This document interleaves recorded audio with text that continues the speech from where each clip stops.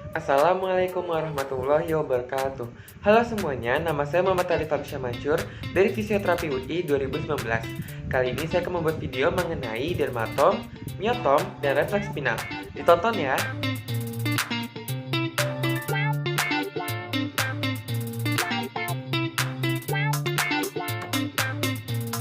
Nah, jadi dermatom adalah area kulit yang dipasarafi oleh saraf spinal.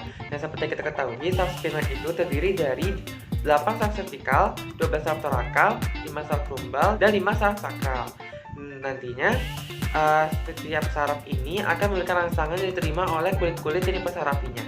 Dermatom ini sangat bermanfaat pada pemeriksaan kesehatan, terutama pada pemeriksaan neurologis. Nah, jadi dermatom ini bisa digunakan untuk mengetahui adanya kerusakan pada saraf spinal. Nah, kelainan sensasi yang dirasakan pada area dermatom tertentu menandakan bahwa terdapat abnormalitas pada saraf yang mempersarafinya. Nah, berikut saya akan menampilkan bagan dermatom beserta area-area yang dipesarafinya.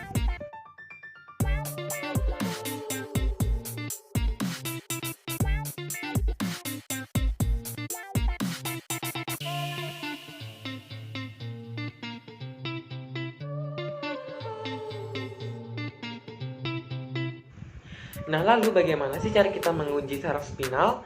Nah, jadi caranya adalah dengan menggoreskan area dermatom yang kita ingin uji saraf spinalnya atau saraf yang mempersarafi area dermatom terkait. Misalnya kita ingin memeriksa saraf spinal level C6, maka kita harus menggoreskan area di sekitar ibu jari di sini. Lalu kita bandingkan dengan area dermatom lainnya. Apabila terdapat kelainan sensasi seperti sensasi yang dirasakan itu lemah, maka bisa kita simpulkan bahwa terdapat kerusakan atau abnormalitas pada saraf spinal level C6. Teknik gores ini dapat kita uji juga di area dermatom lainnya.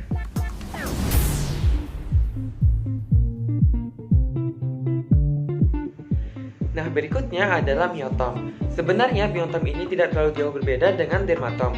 Hanya saja jika dermatom membahas tentang area kulit, miotom ini membahas kelompok otot. Nah, jadi bisa kita simpulkan bahwa miotom ini adalah kelompok otot yang diinervasi oleh spinal cord atau saraf spinal. Untuk tujuan dari pemeriksaan miotom ini sebenarnya memiliki tujuan sama dengan dermatom, hanya saja dengan cara yang berbeda. Jika dermatom kita menilai kerusakan saraf spinal melalui sensasi di area yang dipesarafinya. Untuk miotom ini kita menilai kerusakan saraf spinal ini dari kekuatan otot yang dipesarafinya. Jadi apabila terdapat kelemahan pada otot yang dipesarafi oleh saraf spinal, maka bisa kita duga terdapat kerusakan atau abnormalitas pada saraf spinal terkait. Berikut adalah pemetaan dari miotom.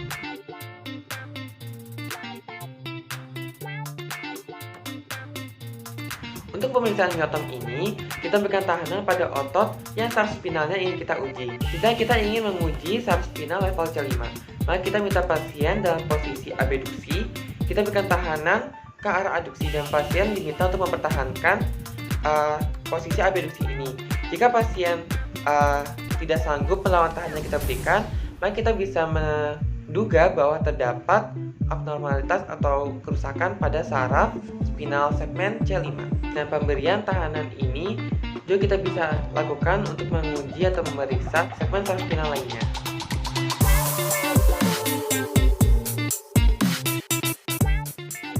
Nah, yang terakhir adalah refleks spinal. Apa itu refleks? Jadi refleks adalah mekanisme pertahanan tubuh untuk mencegah kerusakan jaringan yang lebih lanjut akibat dari stimulus yang diterima. Stimulus yang diterima tersebut akan diproses di medula spinalis. Oleh karena itu namanya adalah refleks spinalis atau refleks tulang belakang. Lalu bagaimana sih refleks bisa terjadi? Nah, jadi refleks ini terjadi akibat reseptor pada tubuh kita mendapatkan stimulus yang berbahaya seperti air panas atau benda tajam. Nah, lalu stimulus ini akan menjadi impuls dan disalurkan ke jaras aferen atau sistem saraf sensorik. Nah, lalu dari sistem saraf sensorik ini akan disalurkan ke sistem saraf pusat kita. Pada kasus ini adalah medula spinalis, dan pada medula spinalis ini terjadi proses integrasi oleh interneuron. Nah, setelah diintegrasi, si interneuron ini akan menyalurkan sinyal ke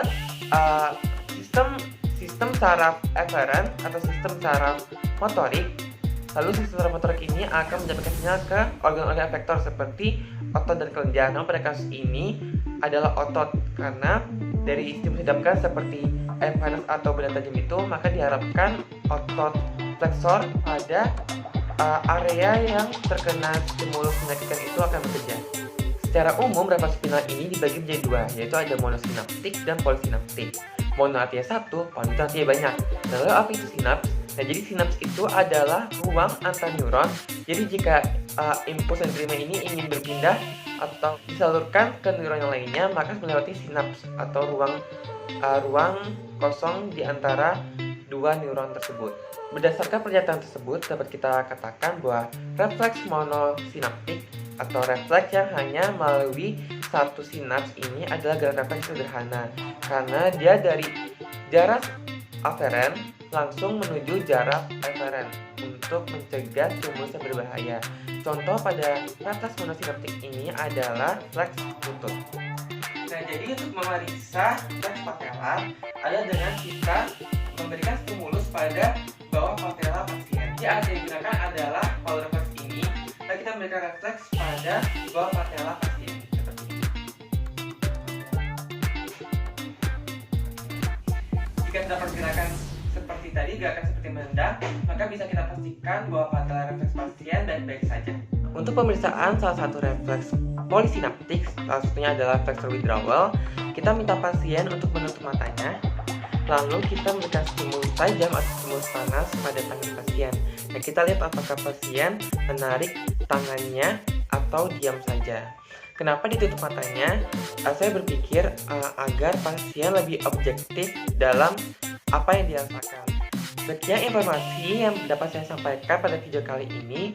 Kurang lebihnya mohon dimaafkan. Wassalamualaikum warahmatullahi wabarakatuh. Dadah.